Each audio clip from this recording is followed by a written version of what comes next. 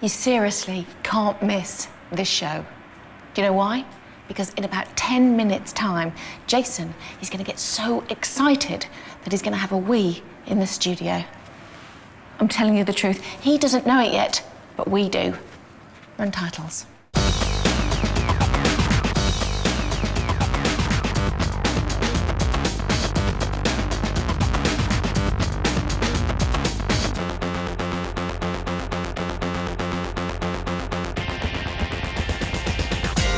This week on The Gadget Show, Jason and I go head-to-head in another grudge match challenge.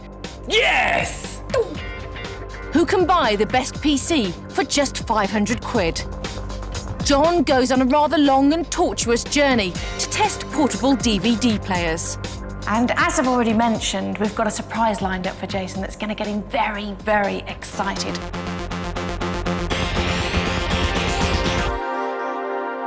Now, there is a toy that I'm pretty sure every single person watching this programme right now will, at some point in their life, have played with.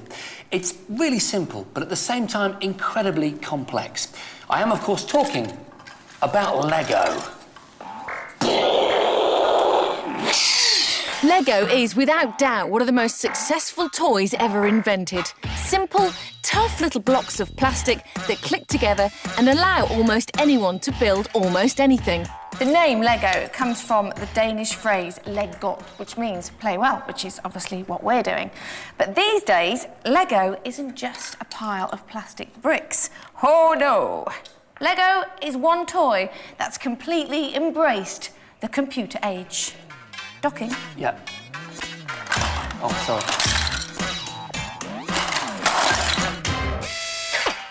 Last year, when I visited the Robotic Olympics in South Korea, I was greeted by the quite astonishing sight of hundreds of children, some as young as 6 or 7, building robots in just an hour or two. And almost all of them were building their creations out of Lego, or more accurately, Techno-Lego, probably the most advanced kit of parts for home-built robots available today.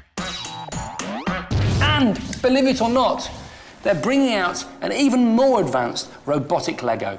And knowing my penchant for anything robotic, Lego invited me over to their HQ in Denmark to check out the new robotic range and have a sniff around the factory.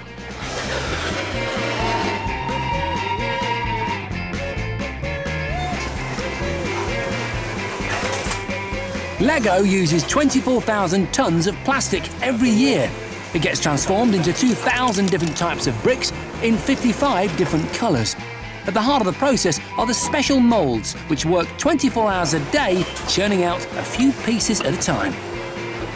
Just one of them would set you back about 500,000 Danish kroner, or £50,000. They're very precious. The secret recipe for Lego, if you like. And so it will come as no surprise that they're kept in a bunker that can withstand a direct hit from an airliner. Lego is loved and protected here. It's vital to the Danes. Everything in Denmark is made from Lego.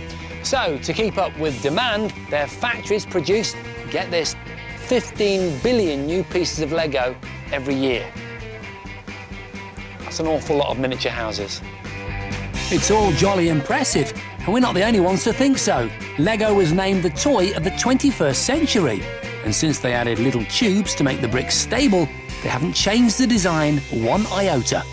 But what's fascinating is that a brick that was made almost 50 years ago still fits a brick that was made 2 weeks ago. But the main things I want to get my hands on are these. They're called Lego Mindstorms NXT, and each one is a working robot. Their brains are all packed neatly into this intelligent brick called the NXT. Inside, there's 256K of flash memory, a Bluetooth connection, and on the side, lots of USB ports. This is the vital component that can make your Lego bricks come to life. I have in front of me the Mindstorms NXT robotic toolkit.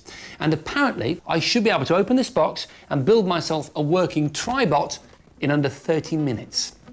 Well, let's put that theory to the test. There it is, the NXT, the brains of my tribot. That, I think, with little thingy there. These robots cost £180 each, and for that you get the Lego, the motors and the software to program it. Yes, it works! Fantastic! Look at him! Oh, what's the time? Oh, 1 minute! 1 minute and I just made it. Absolutely brilliant. Well done, little robot. OK, so bearing in mind that I've just made this little robot, I've just gone into the Bluetooth settings and by a process of deduction without even looking at any manuals, I'm now controlling it with a mobile phone. Let's bring it around to a stop. Even making it go forward, speed up and stop it is completely intuitive and needs no instructions. It's all being done off this mobile phone handset via Bluetooth. Utterly incredible. Each one comes with 4 sensors: ultrasonic, touch, light and sound.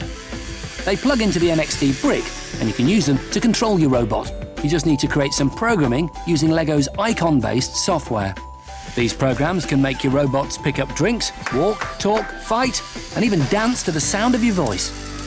As you speak, sing, do a beat, whatever, this dude takes the input of your voice through this microphone. He's still doing it as I'm talking to you now. It goes up into the microprocessor. It's then transmitted down to the servos, the motors that make him move as movement. The louder I am, the more movement he does, the quieter I am, the slower his movements. Absolutely fantastic.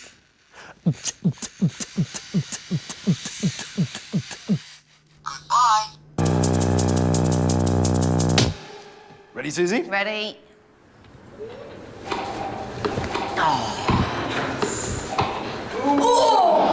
Now, as I said earlier, we've got an absolutely amazing surprise for Jason. He doesn't know anything about it. In fact, he doesn't think that he's in this part of the programme. At the moment, he's in the Gadget Show office, probably on the internet, probably doing things that Jason does. Well, but we won't go into that. So, what is the surprise? Well, we've managed to negotiate an exclusive sneak preview of Nintendo's brand new console, the Wii. And don't start giggling, it's spelled W-I-I. And as you'll be absolutely aware, Jason is completely obsessed with gaming, and the one gadget that he's been banging on about all year has been Nintendo Wii. So, let's get him down here. Hi, Jason, it's Suze. Yeah, can you come down to the studio? They want you to come down here immediately. All right, see you in a minute. Bye.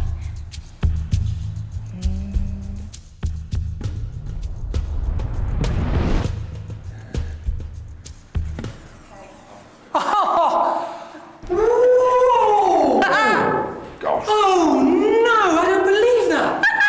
Is that a working thing? Does it really work? Yeah. Do you Do you want to go? I am gobsmacked. We're 15 all and you're serving. Fantastic! Get in! Oh no. Oh man, isn't it amazing? It's just beautiful. Look at the controller. Doesn't it really? It does really feel like playing tennis. Does It really feel- does. Where did you get it from? The president of Nintendo had to say it was okay for us to actually have it here. Wow.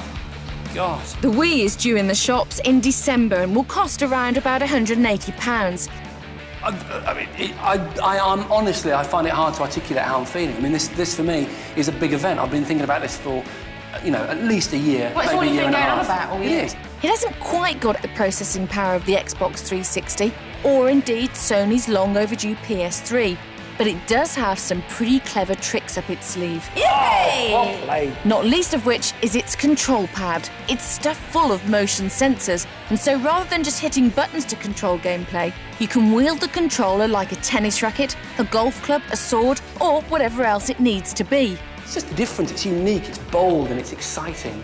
It promises to take gaming to a new level of interactivity. Yeah! And judging by our experience, it does just that. There we go. Well, that seems to have gone down rather well. I think we should leave him playing for a while and take a short break. See you in a minute. But still to come on tonight's show, Jason and I go head-to-head in our budget PC challenge. Just how good a computer can you get for 500 quid? And John takes 11 portable DVD players on a rather long journey to find out which is best. Now it's time for this week's challenge, one that was set several days ago. And after failing to win any of our previous 4 head-to-head challenges, this is one that Jace here really wants to win, don't you? Harsh, but fair. come with me. We're going to go back in time to a cafe table, which you should be able to see if you poke your lens out of the window. That one on the end there. Why? Because that's where we found out what we were going to have to do. So this is how I see it. It's 2-0 on challenges. I know, I've not won anything. OK, I need a big win, I'm aware of that. So bring on the challenge, and let's see if this one plays into my strengths a little bit more. Brilliant, brilliant, brilliant. What are we doing this week? The hand. OK. The Gadget Show's Best Buy Budget PC Challenge. Nice alliteration. Jason and Susie, you must go shopping and buy the very best desktop computer you can for £500. You will face a series of demanding tests to determine who has the best machine. I've got to buy a complete package off the shelf, and you can only buy components, and you've got to build your own. Easy. I can do it with blindfolded. Small print. I couldn't, actually. You must buy everything you need to properly run your desktop computer, i.e. monitor, keyboard, mouse, operating system, cables, everything. Suits me. I should be able to get decent stuff for £500, shouldn't I? But she's got my phone. I know, well, you won't get far Give me without my it. phone back. Just throw it instead. Arguing was fun, but we had computers to buy, and time was short. Remember, the challenge was not to buy the cheapest computer we could find, but to get the very best available for £500. And I think you'll be amazed to see just what you can get for your money. I mean, take a look at this. You get an Intel Pentium 4 processor, 512 megs of RAM. You can never have too much RAM.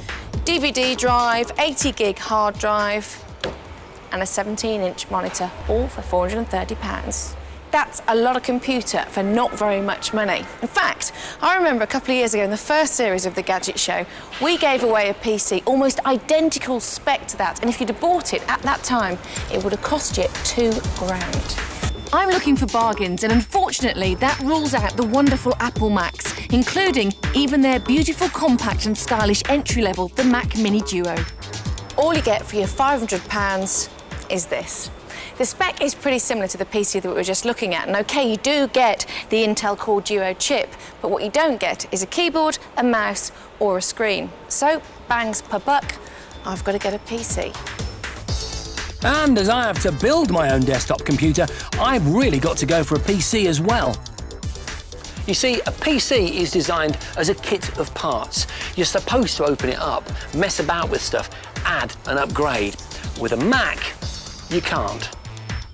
Visit a PC superstore and you'll see endless shelves of hard drives, motherboards, DVD drives, processors. In fact, everything you want for a PC can be bought individually.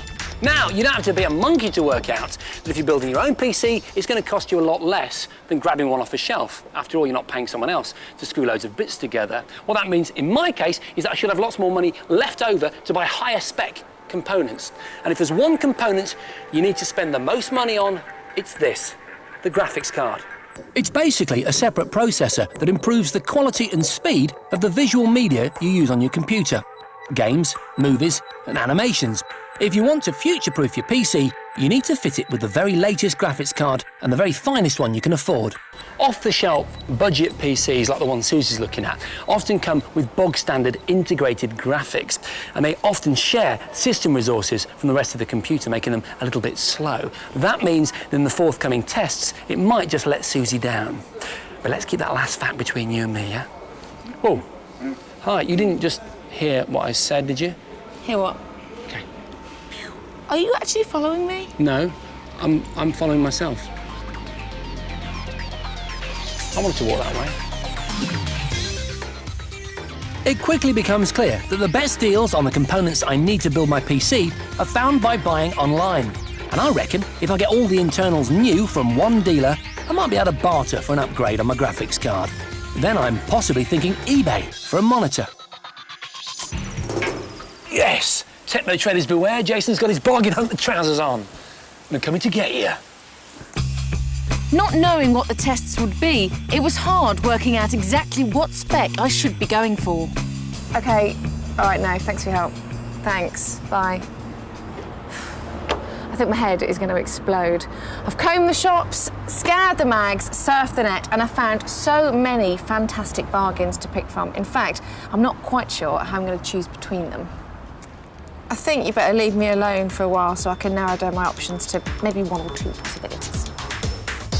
I, on the other hand, was on a roll. I'd found a site which did me a brilliant deal on everything. RAM, processor, case, even a 17-inch monitor, which meant I no longer needed to visit eBay. Well, to be honest, Jace, I'm actually not that far off the pace. Yeah, right. Have you bought anything yet? No, I haven't bought anything yet, but I've been doing a lot of research. Listen, I've bought... Do you know how many components I've bought? How many components? About 18 separate components, all aimed at beating you. Yeah, but when I do my transaction, that's it. I'm all set and ready. You're going down, Perry. I'm not going down. You're going down. I'm not. I can't believe that you don't think I'm going to win this challenge. Why would you win this challenge? I've been building computers my whole life. Yeah. I live for computers. Sometimes you can find me inside a computer, like weekends. Susie, hello? Hello? Just put the phone down. That is so rude. It's not rude. You can't You're talking do that. lots of gibberish. I know, but you can't put the phone down on me. So, Susie, clearly you did manage to decide on something because here it is. Finally, yes. This is from Packard Bell. It's not the prettiest machine I've ever seen, but it has got half a gig of RAM, an 80-gig hard drive, Pentium dual-core processor, and a 17-inch screen came with it, all for well under £500. Now, Jason, this is obviously your self-built computer. How good's that? Well, I hope, John, it's great. But before I can take you through the specs, I want to take you back in time and show you how I screwed it all together in here, in my workshop. Everything I've bought is designed to be connected to this, the motherboard. But to control how they interact, you need this tiny but extremely powerful processor. So, first things first, I've got to get the processor onto the motherboard, and I've got to be very careful not to touch any of those contacts. Anything off my skin would make this whole system likely to fail. Now, am I allowed to touch that bit? I can't remember. Oh, I've kind of done it now. Click that back down. There we go. So that's it. That is the processor. This hulking great thing is simply there to keep it nice and cool. Now, next, I've got to slot the motherboard into the case and then connect it to the mass of individual wires that will carry the power to operate all the components. And I've only got this manual to show me where the sockets are. And if I put one in the wrong place, I could blow up the whole thing. I can now easily fit my components into the case, from the rewritable DVD drive to the 80-gig hard drive, which will store all the computer's essential information. Now comes 2 strips of RAM, the essential memory you need to enable the processor to work efficiently. And mine provides 512 meg. One more to do. Now, if any piece of kit is going to give me the edge over Susie, it's this. I've spent a significant amount of my budget on the graphics card. It's got 256 meg of dedicated RAM for all of those graphics tests that we're inevitably going to do.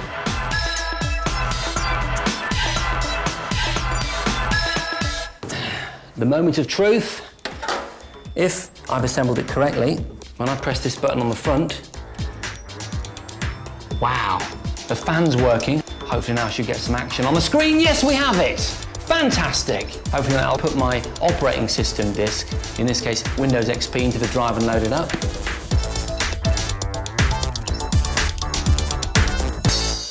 And that's it, a pretty impressive spec. 2 times 2.6 gigahertz processor, 80 gig hard drive, half a gig of RAM, and most impressively, a graphics card with dedicated 256 meg of RAM. You know what, that is really impressive, but the big question is, how well did you do? And the only way to answer that, of course, is to test it. And we'll be doing that later on in the programme when Jason and I go head-to-head in a series of tests designed specifically to see who has got the best PC. Now, portable DVD players are one gadget we've never looked at on the Gadget Show. And to be perfectly honest, I've never had much time for them. I usually have my laptop with me, and if I want to watch a DVD on the move, I use that. But many people love portable DVD players. And on closer inspection, I can see why. They're smaller and lighter than a laptop. They're a great distraction for the kids, and they're much easier to use in the car or to connect to a TV. So, having embraced the concept of portable DVD playing, I set out to find the best one on the market. And for a challenging way to test them, I'm going on a bit of a trek from the Digmouth coach station here in Birmingham to London via Rotterdam. I'm about to embark on the first leg of the journey, a 5-hour coach trip from Birmingham to Hull. Should give me plenty of time to find out what the bare essentials are for a portable DVD player. My 5-hour coach trip was just the beginning. In total, this was going to be a 27-hour journey. So I took along plenty of players to entertain me. I had 11 of various shapes and sizes, ranging in price from £120 to £400. As I progressed, I hoped to eliminate them until I ended up with the best one.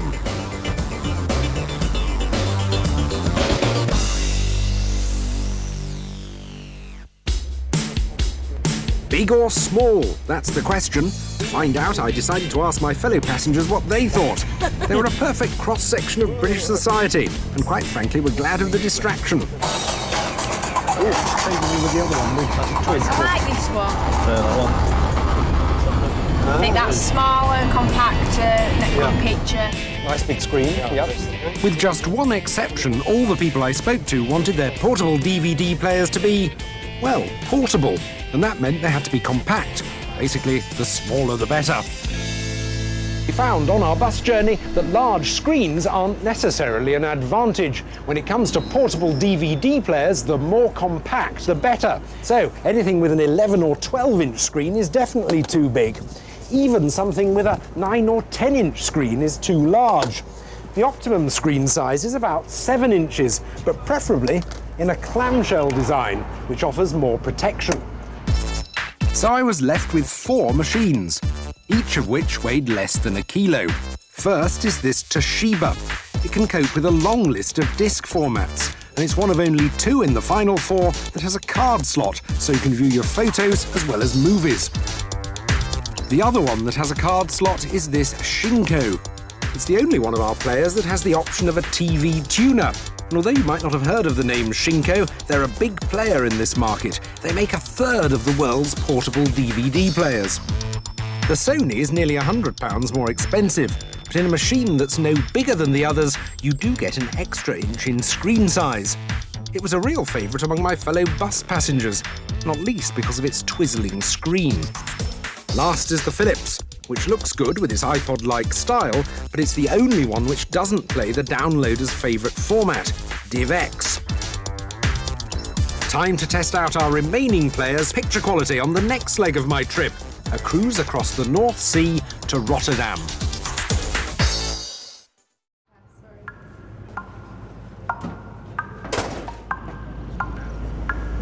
I'm going to put the same DVD into each player and see which one produces the best picture quality. The Philips immediately stood out. It has richly saturated colours, and there's plenty of contrast, which looks good when you're on the move. But I was undecided about the others. I'm unhappy with the Toshiba's backlight, which seems to be very sort of creamy, which I don't like that. The Shinko isn't actually that sharp, although it's got very strong colours. And the Sony sort of has very dingy shadows that I'm not sure I could live with. I just couldn't decide between them, so I retired to my rather cramped cabin and put them on charge.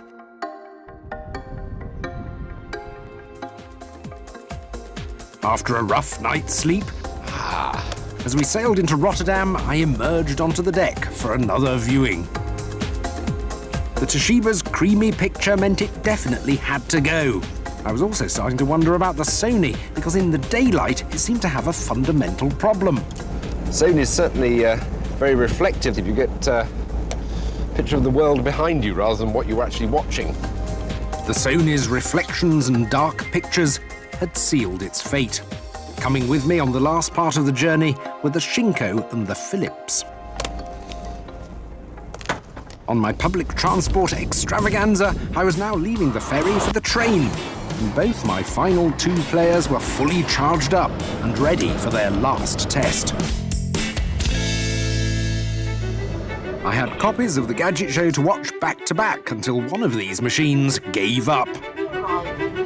While the battery tests were going on, I wanted to check on something that used to cause untold problems with portable DVD and CD players: movement. Though I was on an 800-ton train, travelling at 180 miles an hour, there were very few vibrations. So in order to test our 2 remaining DVD players thoroughly, I had to make some bangs and bashes myself. I took both players separately, and first I did a little run down the carriage to give some gentle movement. Neither machine was affected in the slightest, so next I tried a bit of jogging and shaking at the same time. Still no glitches. I had to resort to punching them with my fist before they stopped playing, so I reckon they're hardy enough to cope with a bumpy car journey. You'd have to be a really stroppy 3-year-old to cause them any grief. Back then to the constant watching of the battery test. 2 hours to go to Waterloo. Both of them are going. Will they both make it? I've got to say, forget about the DVD players. I'm impressed with you, your endurance on your mammoth journey around Europe. Yep, 27 hours with 11 portable DVD players to carry. Not a journey I'd want to repeat. Nor me. I'm glad that they asked you to do this one. But nevertheless, you made it. You got your 2 finalists. We left you on your final stretch from Rotterdam to Waterloo. So tell us, what's the battery life like on these 2? Well, the Shinko managed a pretty impressive 3 hours and 13 minutes, but it was well beaten by the Philips with 5 hours and 4 minutes. You know, that's enough for at least 2 movies. And that's almost twice the length of a standard laptop, isn't it? Yeah. Although you can see why, can't you? If I just close it up, look, you've got this great big pregnant bulge on the back, which is why it's got that battery power, isn't it? But it's not that big or heavy. It's still the compact size that everybody likes. It's got great picture quality and brilliant battery life, so it's got to be the winner. I'm sold. Let's give it a Gadget show rating then. How many Gs for the Philips? It's not perfect. It is quite noisy, but I think it deserves 4 Gs. And the Shinko? Not quite as good, but it's still a great little player, but it just can't compete with the Philips battery life, so 3 Gs. Each week on the Critical List, we look at what's latest and what's best in particular areas of gadgetry. And this week, we're looking at screens. John. I've got something that's even more portable than a portable DVD player, or indeed a video iPod. It's a video watch called the iGo, and it's got a 1 gigabyte capacity. You plug your headphones in on the side, and it runs through the files there. Press play, and there's the video. That's fantastic. That's a Very really easy good, to use. a really good picture. And that one costs 99 quid. The only thing is, it's not that masculine, is it? I think I prefer one in, say, stainless steel rather than these pastel shades. Yeah, it looks a bit childlike, doesn't it? But what's the sound quality like? It's actually okay. It's quite loud for such a tiny thing. Good.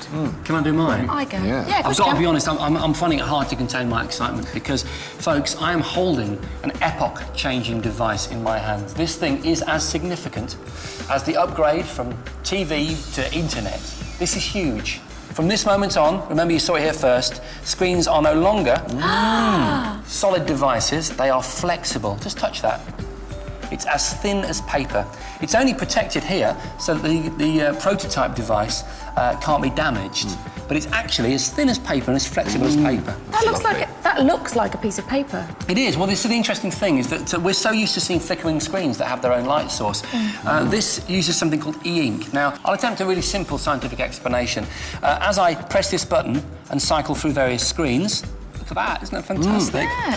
What's happening is that there are several thousand cells on the top surface, and each has a couple of particles in it, black and white. When an electrical charge is applied, one of them comes to the front and one goes behind, and that's how you end up with a grayscale display. And because the contrast is lower than, say, on an LCD screen, it's actually much easier to read. It is, there's no flicker at all, is there? Let me show you something amazing. Come over here. Right, I've turned the lights down at this end of the studio because I want to show you this. Wow. This is the Helio display. How cool is that? That is too cool. It looks fantastic, doesn't it? It looks like a hologram. Yeah, but Looks very 3D, it's very... well, it's not. What you're actually looking at is a screen of water.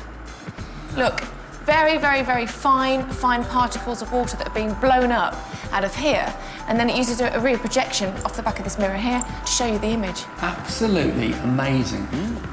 It is a waving bit about. noisy. But it's an amazing idea for the It's a future, though, brilliant isn't it? idea. It's a Yeah, good absolutely. concept. Absolutely. Can you buy one? No, you can't buy them yet, but I think you can rent them. So, you know, we're looking at... You organise a party, We get a big one, obviously. I'll rent it, you explain how it works. Didn't we just do that? Oh, yeah. Time for a short breather now, but coming up after the break, we see who bought the best computer as Jason and I go head-to-head with our budget PCs.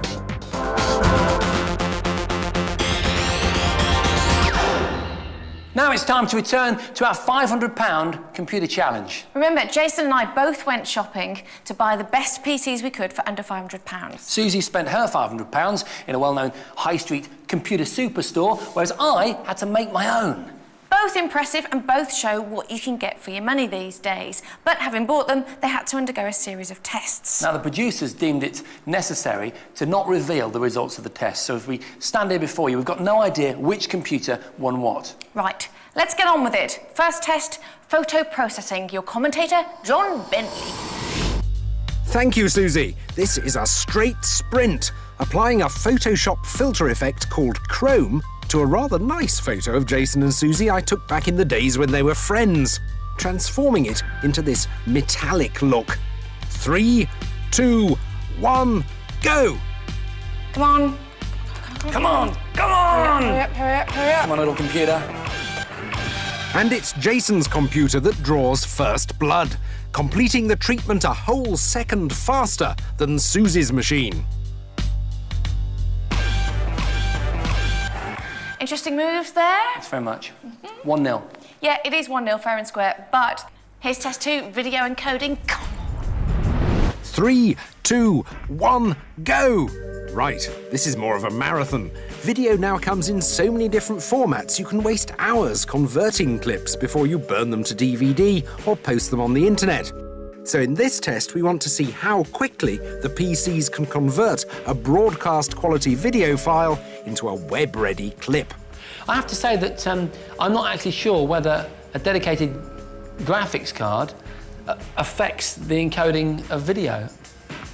That you have enough instinct to, the skills required to manufacture RAM, your video card and your processor are compatible with that motherboard. At 9 minutes 12 seconds, Jason's PC had triumphed. Suze, how's yours going? I got a little bit to go, not too long though. Cool. So, another victory to Jason. And in fact, it was another 3 minutes before Susie's computer had finished the job. Could this be turning into a whitewash for Jason? So, 2-0 to me! As we now move to test number 3, and possibly an opportunity, Suze, for you to make a comeback, or maybe not, because this one is all about computer gaming. Yes!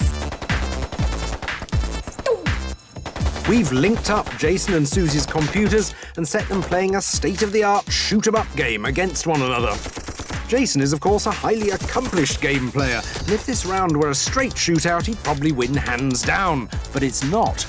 We want to see how well our test PCs cope with the complex graphics of the games. I've got an integrated graphics card on my PC, and to be honest, it's really slow. It's quite jumpy. It's not very smooth at all. Suze is probably lost somewhere in Mexico City. I'm just going to take a quick time out. I just wanted to show you how smooth it is. Look, it's liquid smooth. That's the graphics processor that I spent so much of my budget on. And this impression's confirmed by checking the frame update rate. The higher the rate, the faster the game's being processed. Susie's PC is running the game at under 10, but Jason's PC, with its specialist gaming graphics card, is streets ahead at about 30. So not surprisingly, this battle's a resounding victory for Jason. Oh! No, I'm dead. I'm just wondering who set these tests up, actually. Not me, all right. I might have had something to say about them. But not the game. That was chosen because it won Best Game at the BAFTAs. Advanced Warfighter, a very popular title, Suze. 3 tests. I've lost all of them. And I've won all of them, which means there's no coming back for you, and I've won my first challenge. It's a complete whitewash. I've only got one chance to redeem myself. We were to sell our computers on eBay. We put them on a couple of days ago. There was no reserve price, so they could go for £1, and the results have literally just come in. Shall I go first? Go for it, Susie. Susie, your PC sold for £229. Woo! That's not too bad. That's actually quite impressive. That's a good deal for them, half price. Someone's got a very good deal there. Yeah, that's Shall good. I open mine? Yeah, go on, what have you got? Let's have a look. Come on, come on. Okay, Pound. Jason, your PC sold for £345! Yes! Oh, I can't tell you how good that feels. But seriously, I must make a serious point. This categorically proves that if you've got whatever you've got to spend on a computer, if you can build your own, you're going to get a much better deal than spending the same amount on an off-the-shelf computer. That's absolutely true.